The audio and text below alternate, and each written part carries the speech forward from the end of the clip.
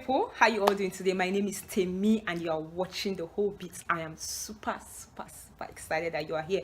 Thank you for coming. If you are a returning guest, I appreciate you for coming back, and if you are visiting for the first time, welcome. And we'll be having a great time today. So today I just wanted to touch on a couple things that a couple mistakes that we as single people make before we get married, and hopefully you get some lessons that can help you as you prepare for married life. Okay, one of the things that I hear single people say a lot is, when we get to that bridge, we'll cross it. The way that sounds to me is like leaving your house like really unkempt in the morning, going out to work and expecting that by the time you get back, the house will be already tidied by some magical effort. Every action you are taking right now, every step you are taking is a building block in your marital destiny. Every of your action is building married life already. So the second mistake that single people make is, when I get married, I'll start doing YouTube videos. I was just kidding. Anyway, but what is that thing that you have placed on a pause just because you were waiting to get married? Some people say, when I get married, I'll be neat. When I get married, I'll be tidy. Like, when I get married, everything will be in order. It's not going to happen. Any habit that you are not forming as a single person will not jump on you as a married person. So like anything, any habit, any trait that you want to live in married life, you have to start rehearsing it as a single person. It's so important. And I'm going to be giving you a story that really challenged me for this point. So one time I had the opportunity to babysit some kids, wonderful kids. I love them so much with all my heart. So, but then the thing that I found out is that while I was taking care of these kids, I realized that everything that I found in those kids, from the excellence to the good to the not so good, I found in their parents. Every single thing. And I'll hear their parents sometimes say things like, I don't know where you got that habit from. And in my mind, I'm like, I've seen it in you.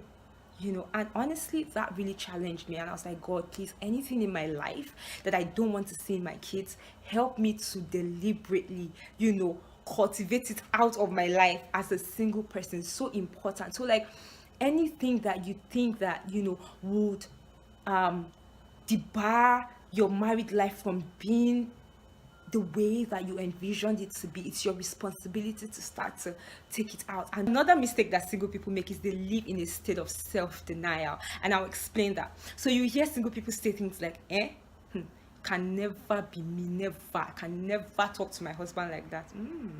Okay. Anyways, let me give you guys an example of myself. I'm not married yet, but let me just, you will see where I'm going with this, okay? So for me, typically, I'm a very calm person. It's hard for you to get me upset. So I kind of pride myself in that.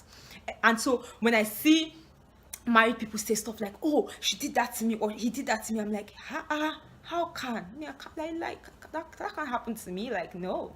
Anyways, recently I had an experience. So I had been talking to this person about something that I really expected them to understand, and it seemed like they were not getting the point. And so one time I was talking to them and they were, saying something else, and then I just flared up.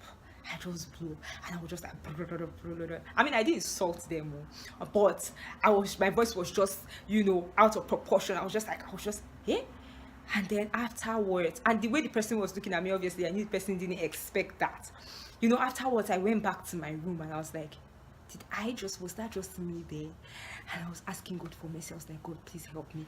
Bear in mind though, at that time also I was asking God to just take away any attitude that was not of him in me, asking him to dissect me and open, the gray areas of my life. And here was I, just in that situation where I just scattered. And I was like, hey. And the Holy Spirit was like, look, calm down, you're in order. That is what you are capable of doing. It's in you. So every time you see married people having issues, don't say it can never happen to me. Just ask for my grace. And I also made you see that so that you know that that thing is somewhere in you and you can pray it out of your life. Don't just assume that you are a perfect person or you are always a very easygoing person or this, so you don't need to work on this. Like, really ask God to show you those areas that you might not even know about. And if possible also, you can ask the people around you in your life to talk to you. Don't let people around you be walking on eggshells because they don't want to tell you the things that you are doing that's not right, okay? I remember one time I had a meeting with my sisters, my own like blood sisters, and I wanted to find out from them what, you know, they thought that I was doing that I should stop doing. And there's no better place to find out that than from people that live with you, like literally in the same house. And at first my younger sister was like, no, you're fine, whatever. My youngest sister was like, yeah, you're good. She was like, wait, this like that. Then she just like, I started pointing stuff, and I was like, wow, you know. And those things help us so that we're not in a place of self-denial where we feel like we're all perfect. So that mistake that single people make, actually, especially with people who are in a relationship, it's just very tied closely to this as well. You know, people will say, no, my bobo, he can never do that to me. My babe, like she's very quiet. The thing about that is that you will set unrealistic expectations of yourself. Like, don't be in a place where you guys have not seen yourself in different situations. And I'm not saying just get angry at somebody for no reason, or like tempt somebody to get angry, but honestly, like, be vulnerable. The thing is that we live in a world where everybody wants you to kind of live in a certain way. Like, people sometimes don't expect you to be angry, people don't expect you to show emotions. So sometimes if you're angry, they'll be like, you too, you get angry. Why would I get angry? I'm a human being. I remember one time I was talking to one guy, and I was like, oh, you know, one time I got angry with this lady, and he just paused and was like, you get angry too? And I'm like, I get angry. I'm a human being now. Why would you be looking at me and then you just assume that I don't get angry? Because many of us live in that state of self-denial, and then when we enter into relationships with somebody, when they get angry, we are frustrated because we had an unrealistic expectation of them.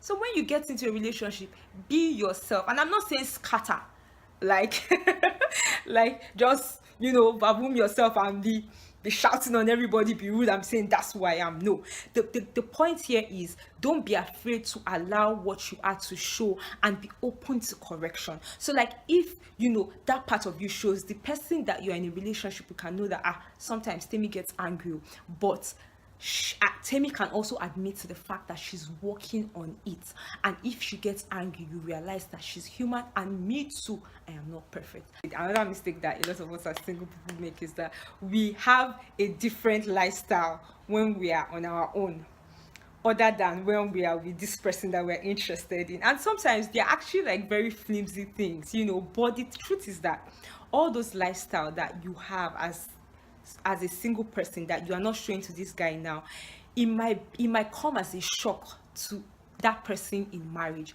So it's either you do away with it consciously, or you just let the person see and know if they are interested or not. And I know that's a hard part, but sometimes you just have to do it. So sometimes there are small things, maybe like you eat your nails, or maybe like you fart in public.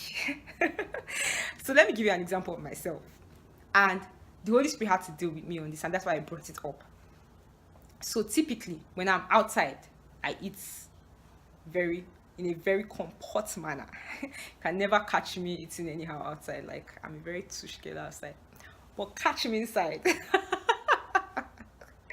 It's not a sight to behold at all, because I'm typically, I like to eat my food fast, you know, and then move on to the next thing. So I'm always like and then move on to the next thing, because for me, food is just like what you need to do to keep going. There are so many other things to do. Does that make sense? Anyway, so there was this particular day, you know, I was trying to get some work done on my system, whatever, and I was eating, and the Holy Spirit was just like, if your husband was eating like this, would you be interested in him? Because like normally I typically don't like when people don't have table manners in the open. I'm such a hypocrite.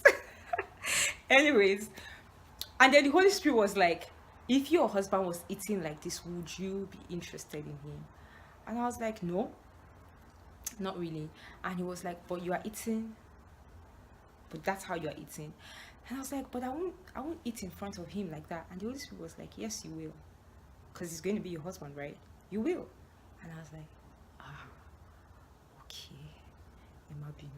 Lord, I'm sorry, you know. And that might seem very trivial, but there are some habits in our lives that, you know, we're thinking are very, very trivial, but they might not be very suiting to your partner. God knows the person that you are going to get married to. God knows your spouse. God knows those small things that will turn them off. And so sometimes God is dealing with you on those things so that you can start taking steps to take those things out of your life, and it won't be like another barricade in your relationship, something that you could easily have just walked out, you know, just by being wise. Does that make sense?